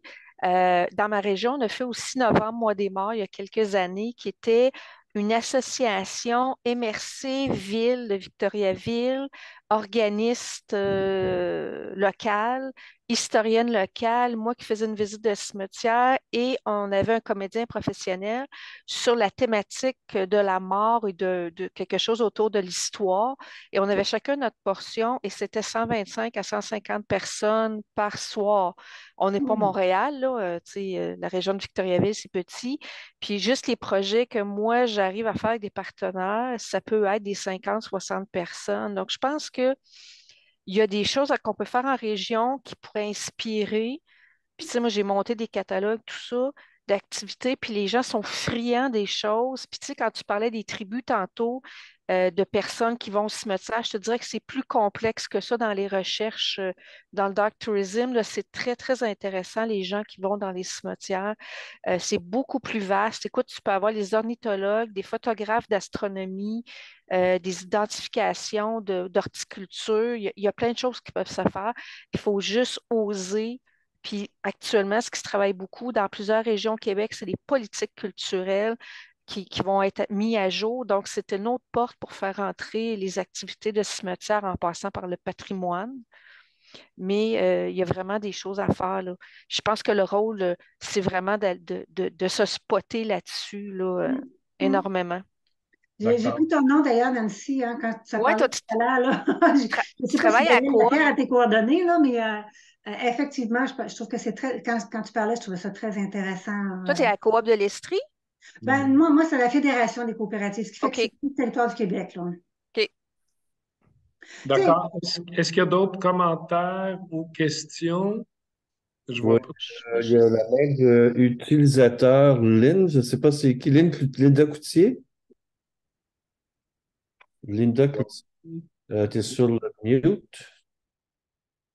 On ne voit pas. On ne te voit pas, puis on ne t'entend pas. Peux-tu juste enlever ton. Oui, c'est ça. Bon, Oui. là, vous m'entendez? Oui. Bon, alors, ouais, ma caméra ne marche pas. Alors, je suis de la Beauce, et puis depuis plus de 12 ans, là, je ne me souviens pas exactement, là, on fait une activité annuelle dans le cimetière d'une petite municipalité qui s'appelle Saint-Séverin. C'est un endroit qui compte moins de 300 habitants. Et à chaque année, c'est une visite animée du cimetière. Alors, on fait revivre en choisissant des pierres tombales. J'ai bien aimé l'idée que vous avez dit, Madame Dubé, bon, les notables, tout ça, bon, ben, oui, on peut connaître leur parcours dans le cimetière. Nous, on choisit, de toute façon, des notables dans la municipalité où on œuvre, il n'y en a pas. Ça fait qu'on fait revivre un peu des événements que les gens bien ordinaires ont vécu. Alors, ça peut être, en même temps, c'est de l'histoire qu'on fait.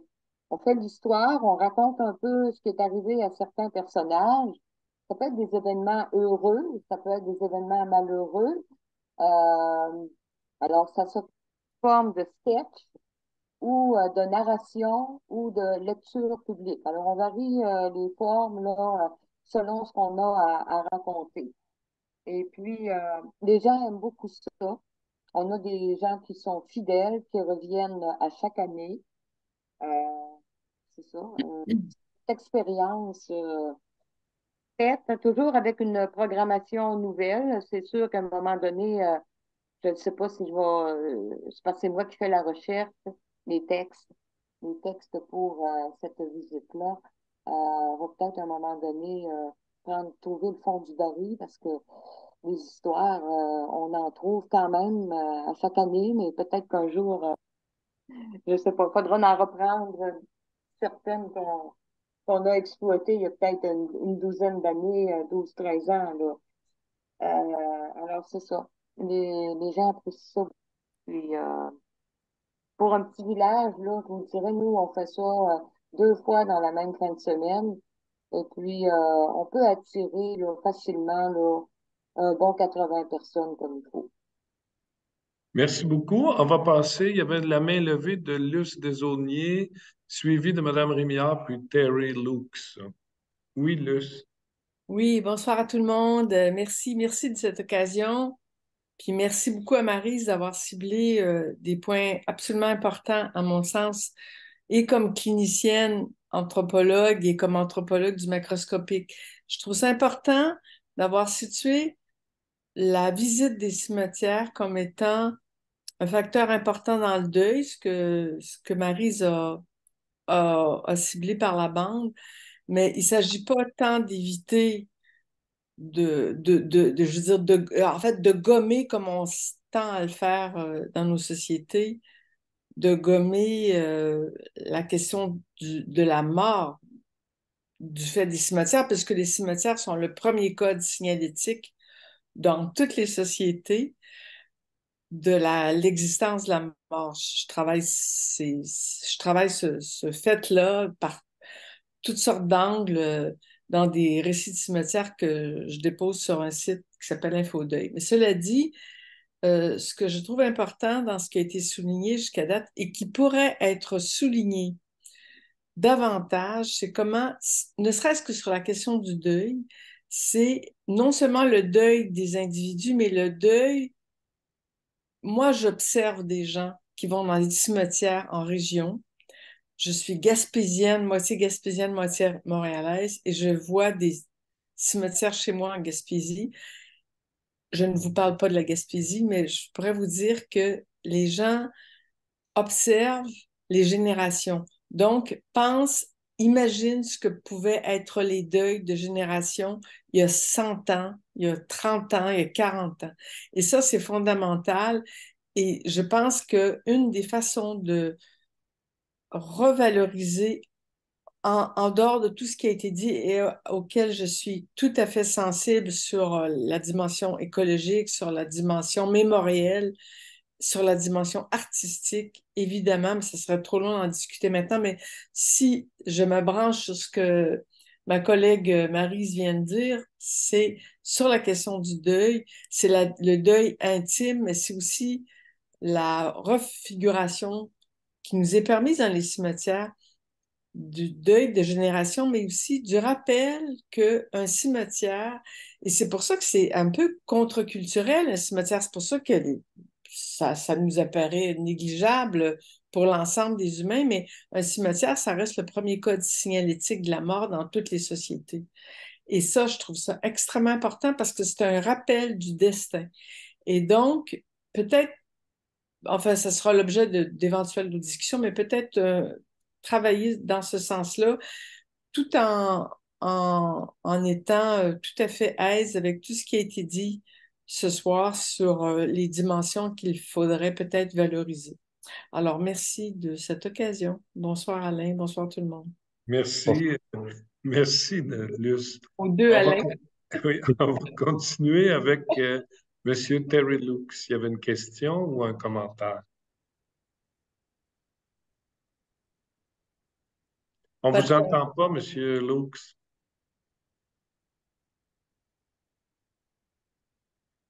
Votre micro est fermé. C'est peut-être parce que il y a des. C'est les écouteurs qui ferment des fois. Alain Arsenault, peux-tu lui l'ouvrir, son micro? Il est ouvert, là.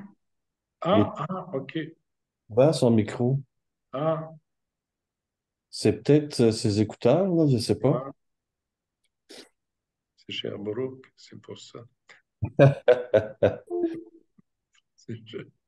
Il est trop loin. Monsieur Lux, on ne vous entend pas.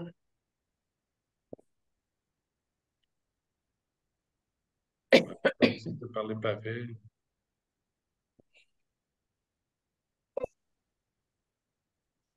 Ah. On ne vous entend pas.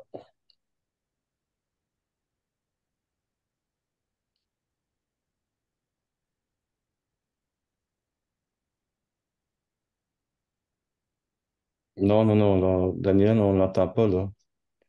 Daniel, tu es sur. Oui, je sais, mais on n'entend pas M. Lux, là. Terry, on ne t'entend pas. On n'entend pas. C'est pas- Il est pas, ses écouteurs sont peut-être pas branchés. Je pense qu'il va laisser faire. OK. Il de nous dire. Je pense que là, il a lâché prise.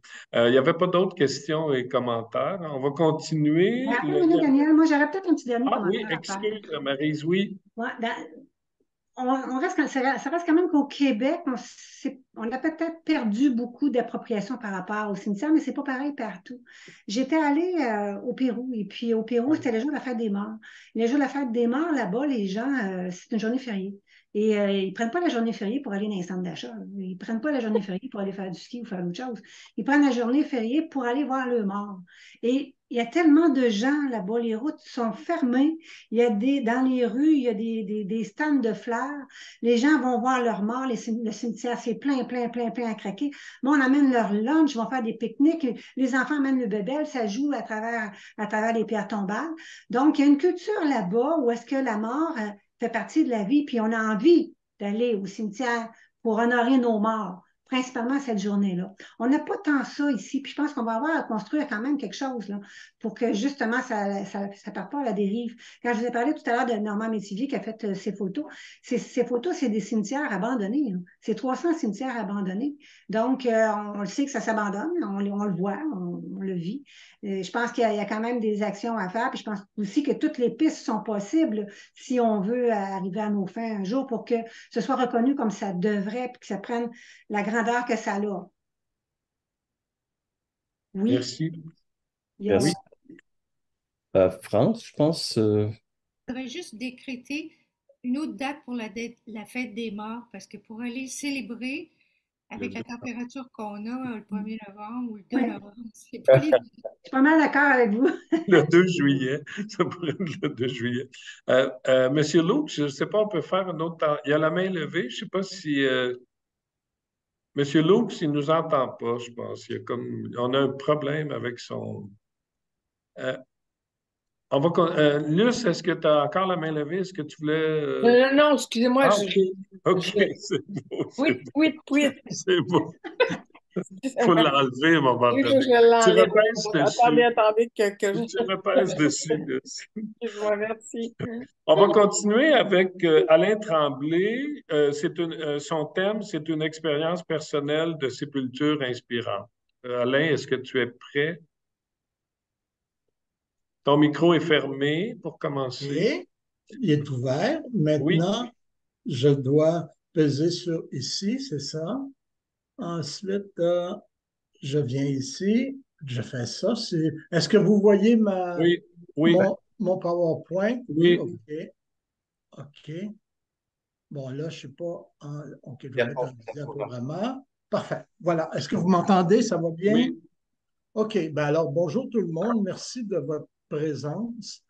C'est une première expérience. J'étais très nerveux et puis on a travaillé fort, l'autre Alain et puis Daniel pour réussir à maîtriser un peu la technologie. Alors, je vous remercie pour votre indulgence également. Toujours est-il que, comment améliorer la viabilité, l'attractivité des cimetières, c'est un terme qui est venu naturellement. Mais comment en parler? Alors, j'ai pensé en parler à partir de mon expérience personnelle. Alors, récemment, excusez-moi, je vais enlever quelque chose qui m'empêche de lire. OK. Préalablement, j'ai entendu beaucoup de commentaires aujourd'hui positifs et puis optimistes surtout. Je le partage, mais à moitié, parce que moi qui est un grand amateur depuis 30 ou 40 ans de visites de cimetières, je suis souvent désespéré. Je me dis, qu'est-ce qui va arriver? Il n'y a personne qui s'intéresse, les gens ne veulent plus dépenser d'argent. Pourquoi? Essayer de comprendre qu'est-ce qui se passe. Alors, en relisant un auteur, Michel Vauvel, dans La mort et l'Occident, j'avais retenu récemment qu'il disait on est passé de la mort solidaire à la mort solitaire. C'est vrai qu'il y a des choses positives qui se font et puis il y a des gens encore qui font des rituels, mais je constate, et puis moi-même pour avoir géré pas des funérailles, mais oui, organiser des sépultures, que les gens, ils veulent que ce soit bref, ils veulent pas déranger, ils veulent rien. Et puis, tout à l'heure, Marie, ça nous en a parlé. Puis finalement, en insistant, tu peux réussir à les convaincre. Mais je reste évidemment préoccupé. Il y a toutes sortes d'expériences qui se font actuellement dans les cimetières. Je pense au repos Saint-François d'Assise où ils organisent des concerts. J'ai trouvé ça audacieux comme nouvelle expérience. Je trouve ça le fun. Est-ce que c'est rentable? Ben, là, on verra dans quelques années, mais certainement, quand on voit l'affluence qui vient à ces activités-là, c'est merveilleux. Nous, on organise des visites commentées, des musées. On a fait ça souvent au cimetière Notre-Dame-des-Neiges. On attirait 30, 25, 30, 40 personnes. Notre amie Nancy, elle, au centre du Québec, elle est extraordinaire parce qu'elle en amène 2, 3 fois plus avec une clientèle potentielle beaucoup moins. Alors, félicitations. Mais cela dit, je vais vous parler de mon expérience au cimetière de Baie-du-Fèvre. OK, c'est près de Nicolette, pour ceux qui ne connaissent pas ça. J'ai mon ami Mario on est à Montréal, on allait souvent visiter un de ses oncles, l'oncle Gilbert, qui était un ancien curé, qui était curé, et puis bon, qui est décédé depuis ce temps-là. Mais en allant visiter la tombe familiale de mon ami Mario, on a constaté que vous voyez un caveau là, qui est juste là, c'est 3 anciens curés qui menaçaient de s'écrouler. Alors là, on s'est dit, hey, on pourrait essayer de faire quelque chose pour le sauver. Alors, c'est comme ça que j'ai commencé à avoir un attachement affectif graduel par rapport à ce cimetière-là. Et puis, alors, qu'est-ce qu'on a fait? On est allé voir la fabrique paroissiale, on a rencontré les marguilliers, puis on a dit, on aimerait ça sauver le cimetière. Les marguillières ont parti à rire, mais monsieur, vous y pensez pas, on n'a pas une scène, on a 25 000 $ à la banque pour l'éternité, pour entretenir le cimetière, puis les gens dépensent de moins en moins, puis ils ne renouvellent pas les concessions, etc. Vous connaissez toute la chanson. Alors, évidemment, ça a pris du temps à les convaincre. Ensuite, on est allé voir le conseil municipal. Puis là, ben encore, oui, c'était intéressant, mais il posait beaucoup de questions. Il avait peur de s'impliquer parce que si tu t'impliques, il va falloir mettre la main dans la poche. On avait fait faire des évaluations pour la restauration du caveau, pardon. Et puis, une restauration professionnelle aurait coûté 50 000 $. Alors, dans le petite municipalité, c'était hors de question de trouver 50 000 $. Mais après plusieurs visites puis de contact avec les gens de la fabrique, ben, ils ont dit, on va faire un comité, puis l'oncle Gilbert est devenu président du comité, puis finalement, ils ont trouvé autour de 10 000 $, et puis ils ont fait une réparation de 10 000 $. C'est pas parfait, mais ça a permis de faire tenir le caveau pendant un certain temps. Et puis, on était bien fiers de ça. Puis là, ben, on allait régulièrement faire des visites au cimetière. On était fiers du travail qu'on avait fait. Ensuite est arrivé le décès de mon ami Mario, mais que lui était plutôt traditionnel. Alors, l'inhumation du corps au complet, c'est de plus en plus rare parce que la majorité des gens, c'est la crémation et puis l'inhumation des cendres ou la dispersion de plus en plus. Comme vous pouvez voir, la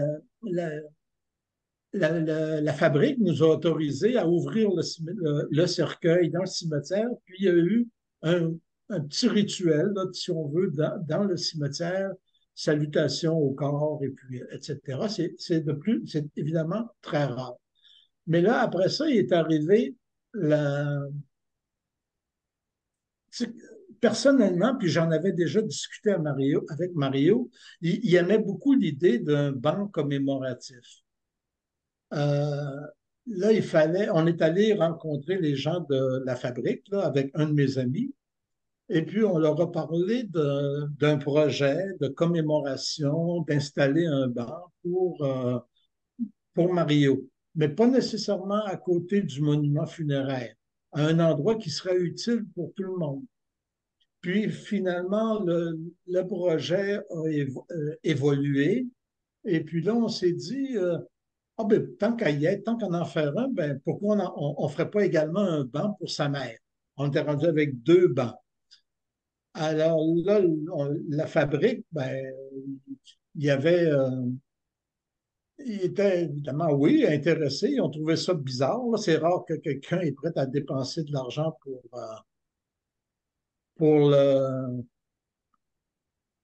pour de la commémoration, un geste un peu gratuit finalement. Alors, il y avait des dalles de béton, on voit un banc, ça c'est la maman de mon ami Mario, qui est décédé il y a 20 ans.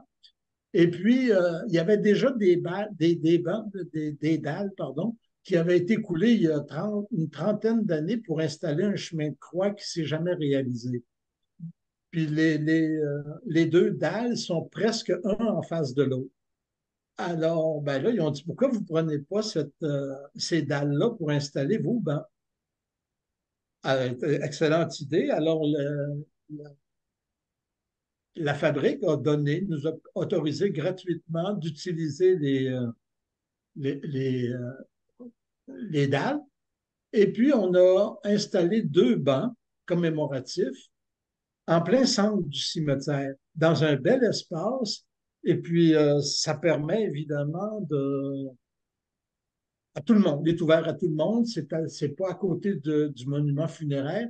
Puis vous remarquerez que où on a marqué les noms des personnes, on a évité de marquer les dates de naissance, décès, et comme à la mémoire d'eux, pour que ce soit le plus neutre possible, puis donné à tout le monde.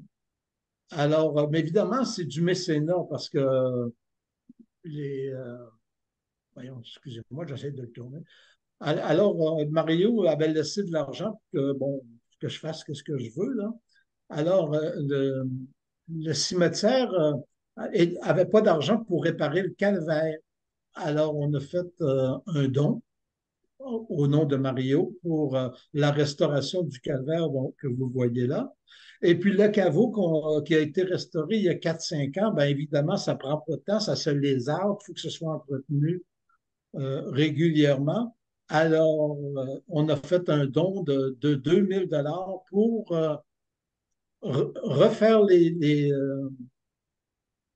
joints du caveau. Et puis, après ça, ben, il est arrivé le jour de l'inauguration. Et puis, moi, je voulais, à travers les bancs, je voulais faire quelque chose d'utile, c'est du mobilier, mais je voulais aller au-delà du monument funéraire parce que c'est comme j'avais besoin de faire quelque chose, d'avoir un lieu pour aller voir mon ami Mario. Alors, on a passé une annonce dans le journal que vous pouvez lire, là. Puis, il y avait une intention derrière tout ça, c'était d'essayer de créer un modèle puis d'inviter les gens à faire la même chose que nous, hein. Alors là, le 17 septembre 2023, aura lieu au centre du cimetière de la municipalité de Beach-Fèvre l'inauguration de 2 bancs commémoratifs, un pour Mario et l'autre pour sa mère Angèle, épouse de feu Jocelyn Lemire. Les bancs répondent à différents besoins, à savoir laisser une trace au-delà du monument funéraire, célébrer l'amour d'un fils unique pour sa mère et vice-versa, contribuer à embellir le cimetière et à le rendre plus convivial, créer un espace un lieu propice à la détente, à la prière et ou à la méditation. Alors, toute la population était invitée. Évidemment, à travers l'écriture du texte, il y avait une autre intention non dite, c'est que vous avez un beau petit cimetière, mais ça vaut la peine, puis on peut faire autre chose que mettre des monuments. On peut oser faire quelque chose de nouveau,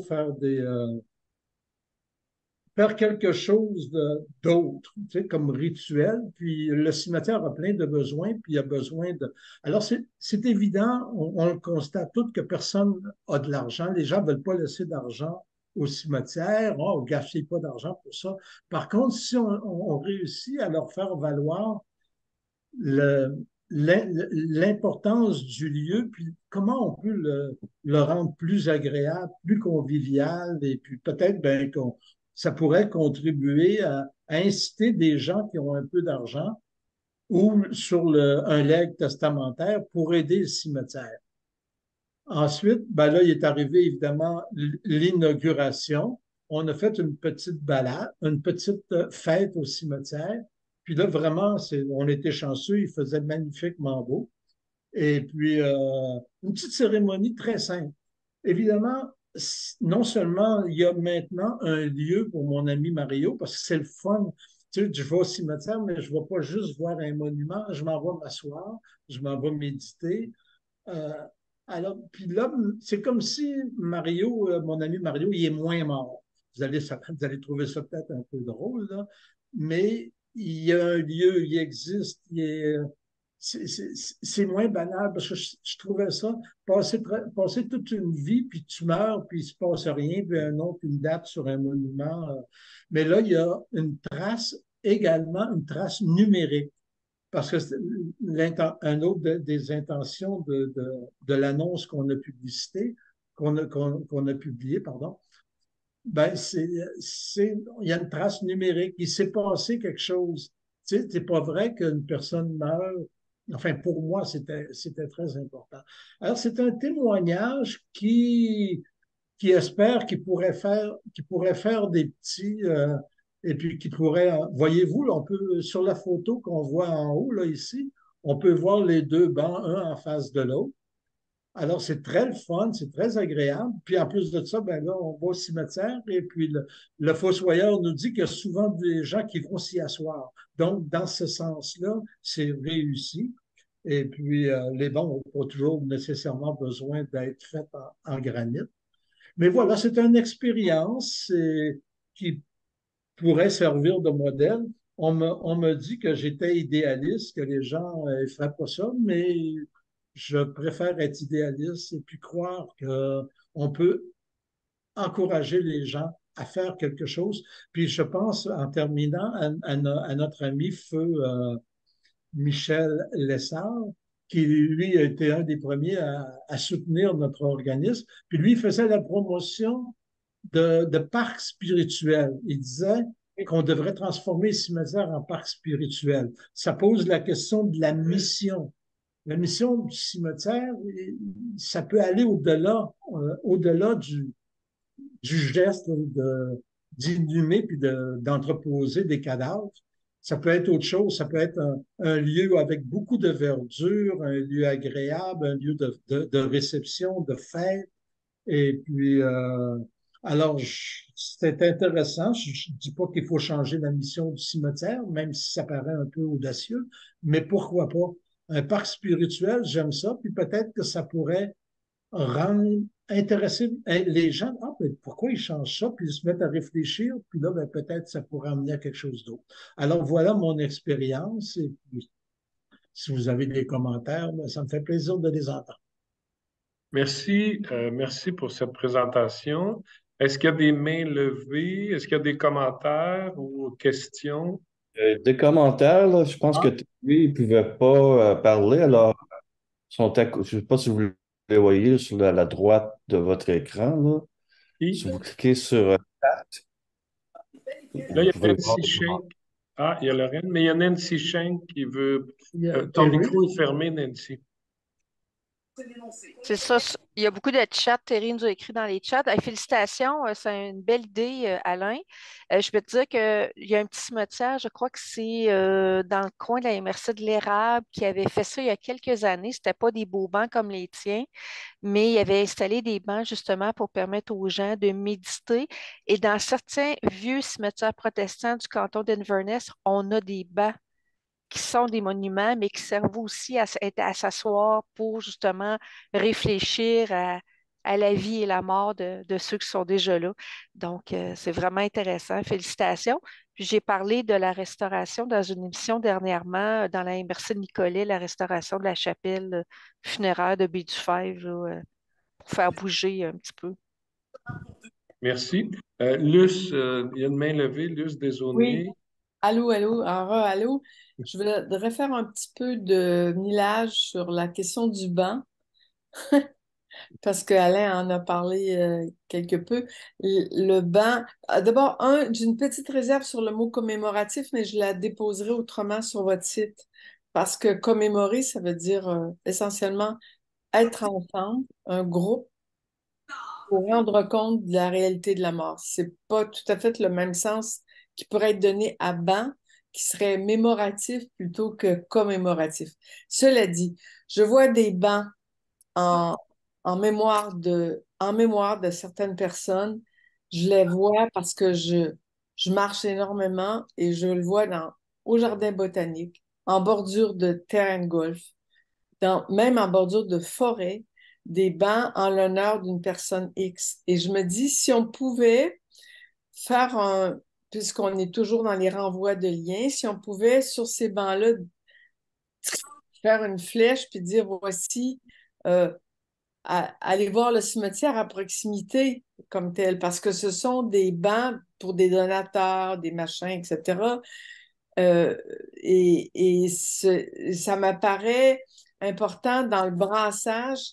Pour moi, la revitalisation des cimetières passe par un lien et des multiples liens, là où on fait acte de la présence de certaines personnes, et ça se retrouve pas juste dans les cimetières, mais si on pouvait disperser l'idée vers, non pas, bien sûr, vers les cimetières comme tels, puis ça, c'est tout à fait notable et important, mais vers des lieux qui font des petites percées du souvenir, puis en leur demandant de faire un lien vers des cimetières, même si c'est pas des cimetières où sont le fait de déposer les restes, pardon, de ces gens-là. Alors, je trouvais ça important, mais je trouve que l'initiative est remarquable et bravo, bravo, parce que de fait, dans les cimetières, ce qui manque souvent, ce sont des bancs. Et puis moi, je vais dans des cimetières de toutes sortes de villages, surtout dans l'Est du Québec. Puis quand je vois un banc, ben, je suis très, très contente de pouvoir m'asseoir et de gamberger.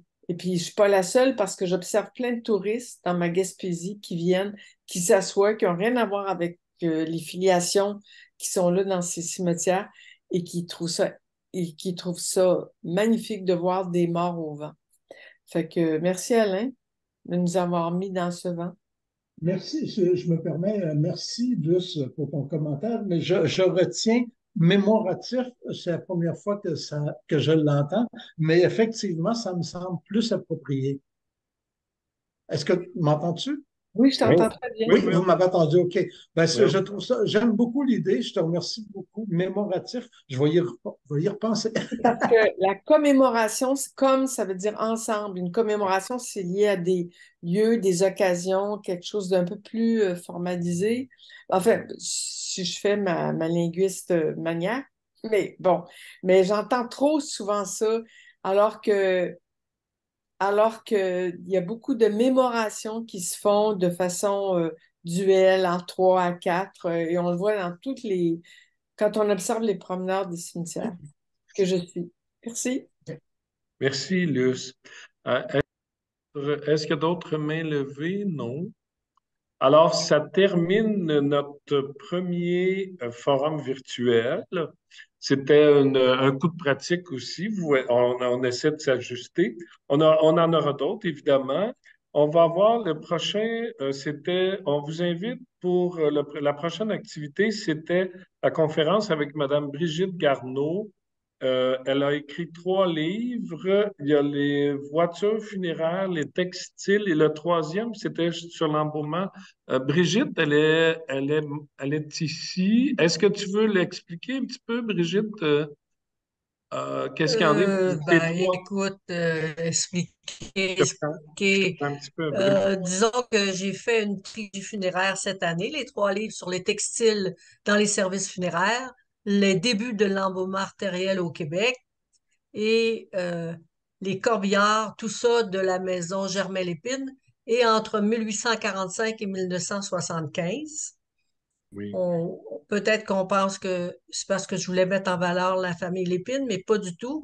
Je voulais comprendre les rituels funéraires. Puis comme on avait là des artefacts, des documents déposés à la Bibliothèque aux Archives nationales sur 5 générations, plus de 130 ans, ça m'a permis de trouver l'origine de nos rituels funéraires restés jusqu'ici inconnus et de regarder comment ça se passait dans les villes comparativement aux campagnes, puis comment ça se passait de comparer les traditions familiales et commerciales. Alors, je n'en dis pas plus parce que vous aurez plus besoin de venir à ma conférence. D'accord. Merci beaucoup, Brigitte. Merci. Je tiens à remercier sincèrement les 4 conférenciers. C'était très intéressant, très dynamique aussi. Puis, le mot de la fin, c'est quand même motivant. Je trouve ça motivant. On repart avec plein de trucs dans notre tête. Donc, merci à vous tous. Merci à tous les auditeurs. Puis je ne sais pas si j'oublie des gens, mais je vous remercie. Puis vous aurez la date de notre prochain forum sur notre site web, puis on vous fera part aussi de l'invitation. Oui, merci beaucoup tout le monde. Je ne sais pas s'il y a d'autres choses à rajouter. Oui, on a oublié de dire, ce serait quand la conférence de Brigitte Garneau? On ne le sait pas encore. D'accord, on va. Ça va être un prochain forum, c'est ça? Oui, c'est ça, c'est le prochain forum. Ce sera la présentation. Ce sera la présentation de Brigitte, c'est ça. Mais on n'a pas la date encore. Okay. Merci. D'accord? Oui. Merci beaucoup tout le monde. Bonsoir. Salut tout le monde. Oui, merci. J'étais pour dire bon retour, mais c'est moi qui ai le retour. Les autres, c'est tout. OK, bye. D'accord. Au revoir. Merci. Bye.